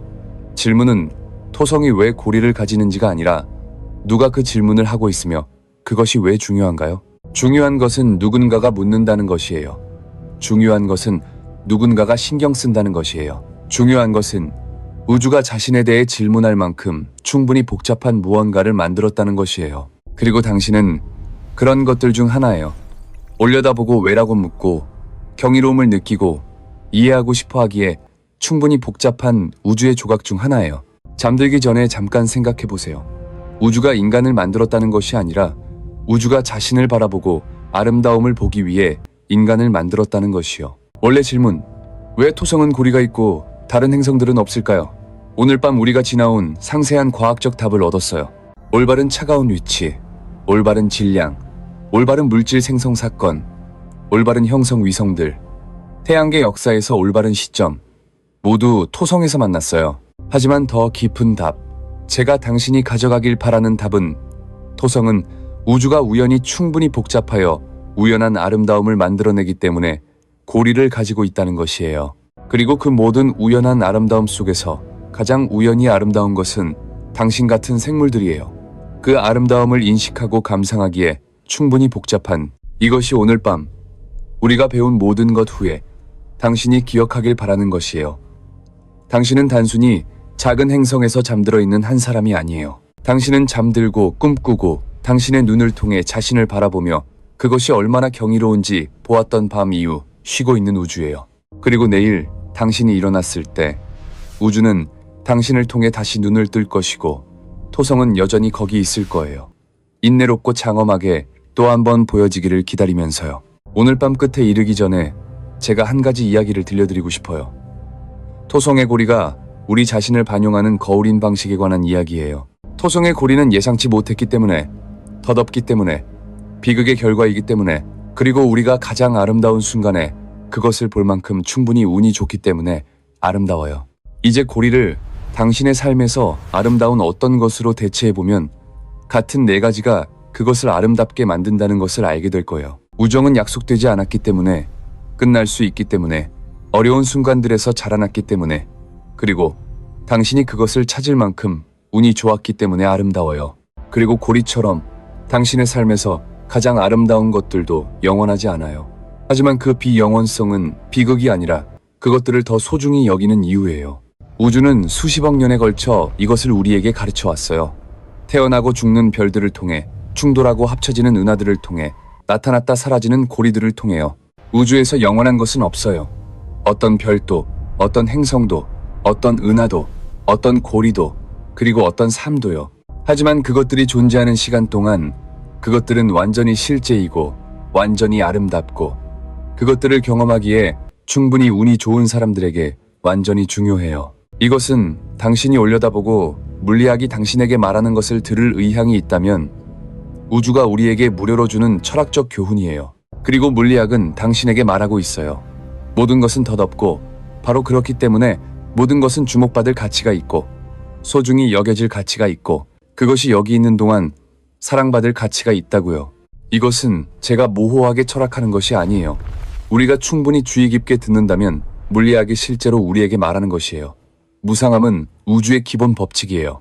연력학 제2법칙인 엔트로피는 모든 질서 있는 시스템이 그것을 유지할 에너지가 없으면 시간이 지남에 따라 혼돈으로 향하는 경향이 있다고 말해요. 토성의 고리는 그 법칙을 완벽하게 따르고 있어요. 매일 조금씩 덜 질서 있게 되고 매일 사라짐을 향해 한 걸음 더 나아가요. 하지만 그것들이 사라지는 동안 놀라운 아름다움으로 그 일을 하고 있어요. 그것이 당신이 가져가길 바라는 마지막 교훈이에요. 무언가가 사라지고 있다는 것이 그것이 덜 실제라는 것을 의미하지 않아요. 덜 아름답다는 것을 의미하지 않아요. 덜 사랑받을 가치가 있다는 것을 의미하지 않아요. 제 생각에 무언가가 사라지고 있다는 것을 아는 것은 그것을 덜이 아니라 더 사랑하는 이유예요. 이것이 고리가 저에게 가르쳐준 것이에요. 그리고 오늘 밤 이후로 당신이 하늘을 올려다보고 별들 사이를 천천히 이동하는 황금빛 점을 볼 때마다 그것이 토성이라는 것을 알게 되길 바라요. 그리고 그 작은 빛나는 점 주위에 각각 모래 알갱이보다 작고 각각 경이로운 이야기의 조각인 수십억 개의 얼음 입자들이 궤도를 따라 날고 있다는 것을 알게 될 거예요. 당신은 그 입자들이 천천히 떨어지고 있고 수억 년 후 사라질 것이며 우리가 지금 이 순간 그것들을 보기 위해 여기 있다는 것을 알게 될 거예요. 그리고 아마도 당신은 바쁜 삶의 한가운데서 잠시 멈추고 여기 있는 것, 살아있는 것, 알고 있는 것에 대해 감사함을 느낄 거예요. 토성의 고리가 여전히 아름답고 인류가 여전히 그것들을 제대로 바라보는 법을 배우고 있는 우주 역사의 이 드문 순간의 일부인 것에 감사해요. 이것이 과학이 단순히 정보를 제공하는 것이 아니라 세계를 바라보는 방식, 우주를 느끼는 방식, 존재를 감사하는 방식을 변화시키는 것이에요. 과학을 아는 사람은 모르는 사람보다 세계를 덜 아름답게 보지 않아요. 그들은 다른 사람들이 놓치는 추가적인 의미의 층을 봐요. 고리가 곧 사라질 것을 아는 사람은 슬픔이 아니라 일본인들이 모노노 아와레라고 부르는 것, 덧없음의 아름다움으로 그것을 바라봐요. 일본의 벚꽃이 매년 단 일주일만 피기 때문에 더 아름답듯이 토성의 고리도 우주 시간의 작은 부분만 존재하기 때문에 더 아름다워요. 그리고 일본인들이 슬픔을 위해서가 아니라 그 순간을 소중히 하기 위해 벚꽃을 감상하러 나가듯이 당신이 토성과의 이 순간을 소중히 여기길 바라요. 그것이 사라질 것이기 때문에 슬퍼할 필요가 없고 지금 이 순간 존재하기 때문에 기뻐할 수 있어요. 그것이 비관주의와 우주적 의식의 차이예요. 이제 오늘 밤 여정의 끝에 가까워지면서 제가 당신에게 처음 말했던 것, 원래 질문을 한 번 더 상기시키고 싶어요. 그 질문은 왜 토성은 고리가 있고 다른 행성들은 없을까요? 아직 기억하나요? 이제 당신은 과학적 답을 알아요. 하지만 더 깊은 답도 알아요. 그 질문이 실제로는 우리에 관한 것이고 우리가 살고 있는 시간에 관한 것이라는 답이요. 우주에서 우리가 누구인지에 대해 그리고 바로 이 순간에 태어나게 됨으로써 받은 경이로운 선물에 대해서요. 그 선물은 꽤, 이해, 그리고 인류 역사의 대부분이 가지지 못했고 당신이 지금 마음속에 간직하고 있는 우주와의 연결이에요. 그리고 그 지식은 단순히 물리학과 화학에 관한 건조한 정보가 아니에요. 더 큰 이야기에서 우리의 위치에 대한 이해예요. 우연히 아름다운 것들을 만들기에 충분히 복잡하고 그 아름다움을 인식할 수 있는 것들을 만들기에도 충분히 복잡한 우주의 이야기예요. 이것이 제가 지금까지 과학이 발견한 가장 아름다운 이야기라고 생각하는 것이며 그것은 왜 토성에 고리가 있는지에 대한 간단한 질문으로 시작돼요. 그리고 모든 가장 아름다운 이야기들처럼 그것은 완전한 답이 아니라 더 깊은 이해와 더 많은 새로운 질문들로 끝나요. 고리에 대한 질문은 로슈 한계에 대한 질문으로 이어지고 그것은 고대 위성에 대한 질문으로 그것은 고리의 나이에 대한 질문으로 이어져요. 나이에 대한 질문은 덧없음에 대한 질문으로 덧없음에 대한 질문은 의미에 대한 질문으로 의미에 대한 질문은 당신 자신으로 이어져요. 이것이 올바르게 실천될 때 과학이 우주에 대한 이해를 확장할 뿐만 아니라 자기 자신에 대한 이해도 확장하는 이유예요. 이제 오늘 밤 여정과 작별을 고하려 하면서 하루가 끝날 때 빛이 서서히 사그라지는 것처럼 천천히 당신을 되돌려 드릴게요. 당신의 마음속에서 토성을 한 번 더 바라보세요. 그 섬세하고 광활한 고리들을 그리고 이번에는 오랜 친구를 바라보고 있다는 것을 알면서요. 당신은 오늘 밤을 그것을 이해하고 그 이야기를 듣는 데 보냈어요. 그리고 이제 토성은 당신에게 더 이상 하늘에 빛나는 점에 불과하지 않아요. 그것은 역사가 있고 비밀이 있고 하늘로 물을 뿜는 위성들이 있고 자신에게 비로 내리는 고리들이 있고 북극에서 회전하는 육각형 폭풍이 있는 세계예요. 그것은 당신이 누워서 몸이 잠을 준비하는 동안 지금 이 순간 조용히 작동하고 있는 세계예요. 당신이 자는 동안 토성은 계속 회전하고 고리는 조금씩 계속 사라지고 엔셀라두스는 계속 분출하고 우주는 무관심하고 경이롭게 계속될 거예요. 그리고 아침에 일어났을 때 그 모든 것이 여전히 사실일 것이고 여전히 아름다울 것이며 당신이 알고 소중히 여기는 것으로 여전히 남아있을 거예요. 지식은 잠자는 동안 사라지지 않아요. 당신과 함께 남아있고 내일 당신은 세계를 조금 다르게 볼 거예요. 왜냐하면 오늘 밤 진정으로 가치 있는 것을 배웠으니까요. 갈릴레오에서 카시니까지의 여정은 400년과 무수한 헌신적인 삶을 필요로 했어요. 그리고 이제 당신은 오늘 밤 1시간 만에 그 모든 것을 안고 있어요. 이것이 언어와 교육의 경이로움이에요. 우리는 스스로 모든 것을 알아낼 필요가 없어요. 우리는 우리보다 먼저 온 사람들의 어깨 위에 설 수 있어요. 갈릴레오는 1610년 밤에 혼자 놀라워했어요. 카시니는 2017년에 혼자 토성대기로 돌진했어요. 하지만 오늘 밤 당신은 혼자가 아니에요. 당신 뒤에는 당신이 지금 아는 것을 이해하기 위해 삶을 바친 수천 명의 과학자들이 있어요. 그리고 당신은 그들의 유산을 지니고 있어요. 그리고 이것을 다른 사람들과 공유할 때, 친구나 아이들에게 이 이야기를 할 때 당신은 그 사슬을 이어가는 것이고 과학 역사의 일부가 되는 것이에요. 이것이 잠들기 전 당신이 생각하길 바라는 마지막 아름다운 것이에요. 지식은 우주에서 잃지 않고 증가할 수 있는 유일한 것이에요. 고리는 사라지겠지만 고리에 대한 이야기는 사람들의 마음과 책과 비디오와 대화 속에 영원히 살아남을 수 있어요. 고리가 1억 년 후 사라지더라도 인류가 아직 있다면 그것들의 이야기는 그것이 존재했고 아름다웠다는 증거로 남을 거예요. 단지 오늘 밤 들음으로써 당신은 그 이야기를 기록하는 일부가 되었고 세계 속에서 고리의 이야기를 조금 더 살아있게 만들었어요. 이제 당신의 리듬이 느려지게 하고 호흡이 더 깊어지게 하고 몸이 더 무겁고 따뜻해지게 하세요.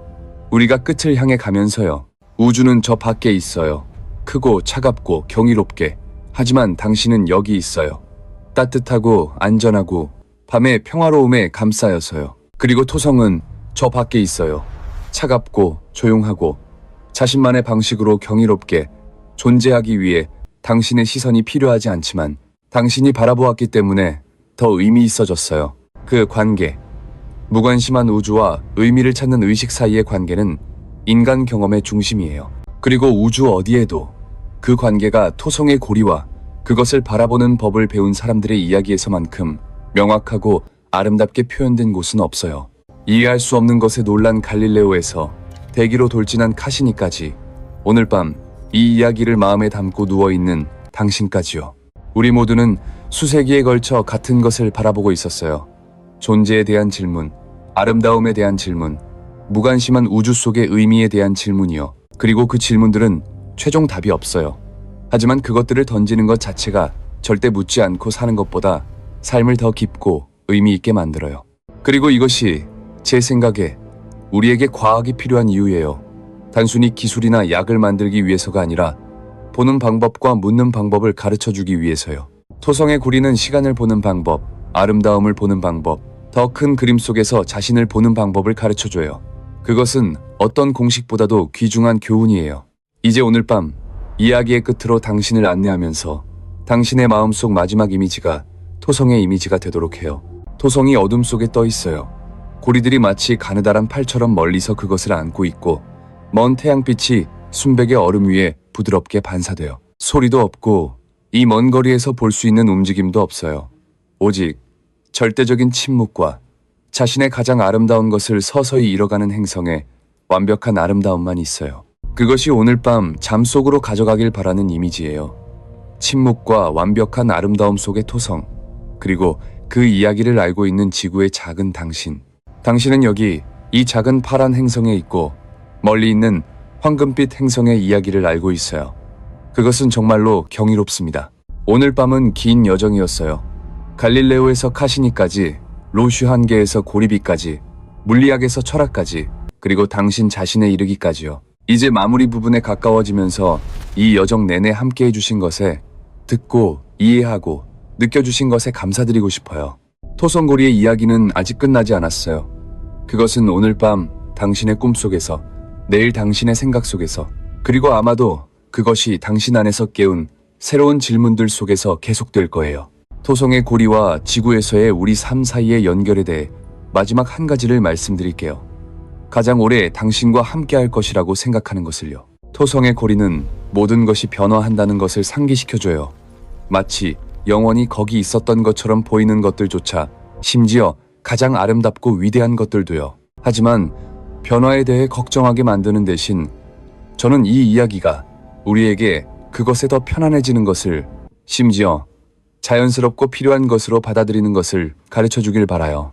토성은 고리를 잃는 것에 저항하지 않고 그것들을 붙잡으려 하지도 않아요. 그것들은 단지 자신의 방식으로 물리를 따를 뿐이에요. 그리고 그것은 그 나름대로 매우 아름다워요. 놓아주는 것에는 우아함이 있어요. 우주가 무의식적으로 실행하고 우리 인간이 때로는 배우기 위해 매우 노력해야 하는 종류의 우아함이요. 고리는 사라지는 것을 걱정하지 않고 자신의 운명을 바꾸려 하지도 않아요. 그것들은 단지 현재 순간에 아름답고 점차 다른 것으로 변해가요. 그것들이 토성의 대기가 될 때 그것들은 사라지는 것이 아니에요. 수백만 년 동안 그들이 둘러싸고 있던 행성의 더 큰 일부가 되는 거예요. 이것이 우주의 순환이에요. 아무것도 진정으로 잃어버리지 않고 모든 것은 단지 변환되고 재결합되고 새로운 이야기의 일부가 돼요. 그리고 그것은 고리에만 적용되는 것이 아니에요. 별들에도, 행성들에도, 생물들에도, 그리고 어떤 의미에서는 생각들에도 적용돼요. 별이 죽으면 새로운 별을 위한 물질을 만들어요. 위성이 부서지면 아름다운 고리를 만들어요. 고리가 사라지면 행성을 키워요. 이것은 비극이 아니에요. 이것은 예술이에요. 이것은 우주가 오래된 것으로부터 새로운 것을 끊임없이 창조하는 방법이에요. 자신을 계속해서 재창조하는 방법이에요.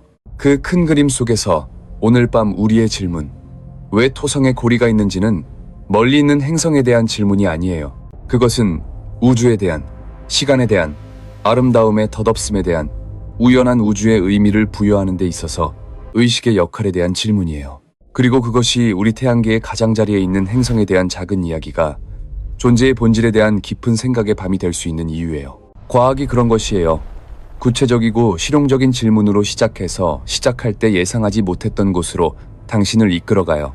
우리는 오늘 밤 고리에 대한 질문으로 시작해서 자신에 대한 이해로 끝났어요. 그것이 진정한 지식이 하는 것이에요. 당신의 경계를 확장해요. 이제 당신이 누워있으면서 당신의 몸이 더 깊이 눕혀진 곳으로 가라앉도록 해요. 다가오는 잠에 편안한 무게를 느껴보세요. 우주는 당신이 자는 동안 계속해서 자신의 일을 할 것이고 그것은 좋은 것이에요. 모든 것이 당신의 주의가 필요한 것은 아니에요. 모든 것에 걱정할 필요는 없어요. 토성은 거기 있을 거예요.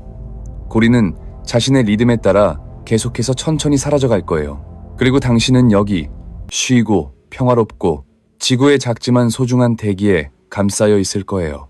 그리고 그 대기 속에서 당신이 숨쉬는 따뜻한 공기 속에서 한때 별이었고 저 멀리 얼음 입자들과 같은 우주적 역사를 가진 원자들이 있어요. 오늘 밤 당신이 들이쉬는 매 숨결은 우주와의 연결이에요. 당신의 폐로 들어가는 각 산소 원자는 당신에게 도달하기 전 수십억 년의 역사를 가지고 있어요. 당신은 단순히 공기를 숨쉬는 것이 아니에요.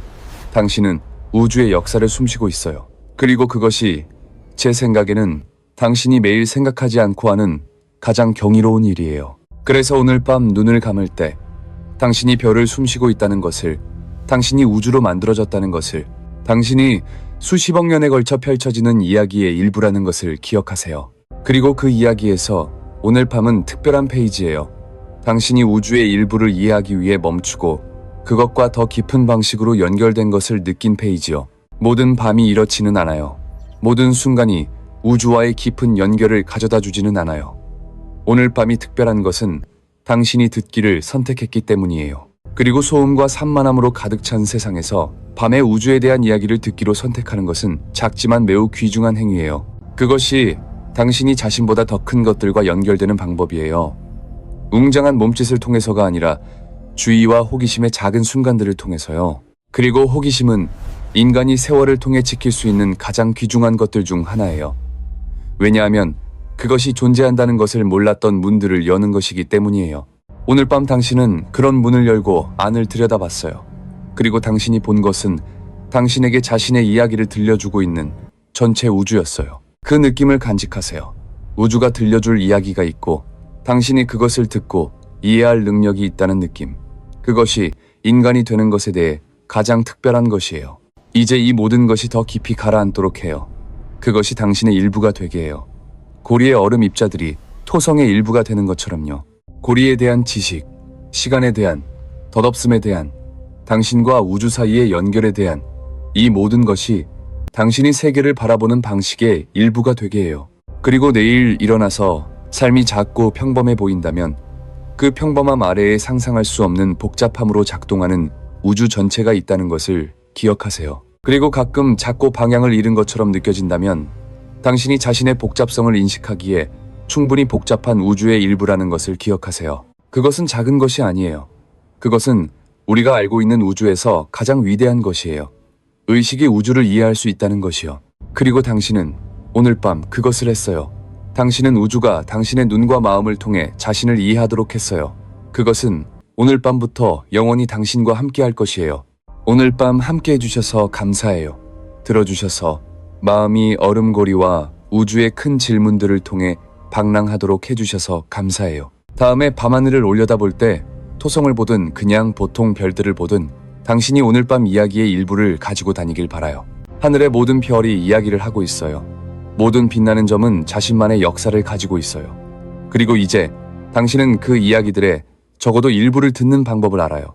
그리고 그것이 어떤 사실이나 숫자보다 오늘 밤 가져가길 바라는 것이에요. 올려다보고 궁금해하는 능력, 그리고 궁금해하는 것이 당신이 할 수 있는 가장 가치 있는 것임을 아는 것이요. 밤하늘은 우주가 우리에게 선물한 가장 큰 칠판이고 별들은 무너지기를 기다리는 질문들이에요. 이제 저 별들의 빛을 마음속 토성의 고리 이미지를 부드러운 잠으로 서서히 사라지도록 해요. 당신의 마음이 깨어있는 것과 잠드는 것 사이의 공간으로 부드럽게 흘러가도록 해요. 오늘 밤 배운 것들이 꿈과 얽히기 시작하는 곳으로요. 아마도 오늘 밤 당신은 우주를 날아다니는 얼음 입자들이나 오늘 밤 이야기가 당신 안에서 깨운 새로운 질문을 꿈꿀 거예요. 당신이 무엇을 꿈꾸든 토성은 저 밖에 있다는 것을 알아요. 절대 잠들지 않고, 절대 멈추지 않고, 절대적인 침묵 속에서 우주를 여행하는 것을 계속하면서요. 우주적 친구가 당신과 함께하고 있어요. 당신이 그것을 보지 못해도, 당신이 자고 있어도 그것은 거기 있어요. 차가운 어둠 속에서 충실하고 경이롭게요. 잘 자요. 그리고 오늘 밤 올려다보고 묻고 잠들기 전 지식 채널을 통해 우주가 그 이야기를 들려주도록 해주셔서 감사해요. 우주는 저 밖에 있고 그것은 정말 경이롭고 당신은 그것의 일부예요. 잘 자요.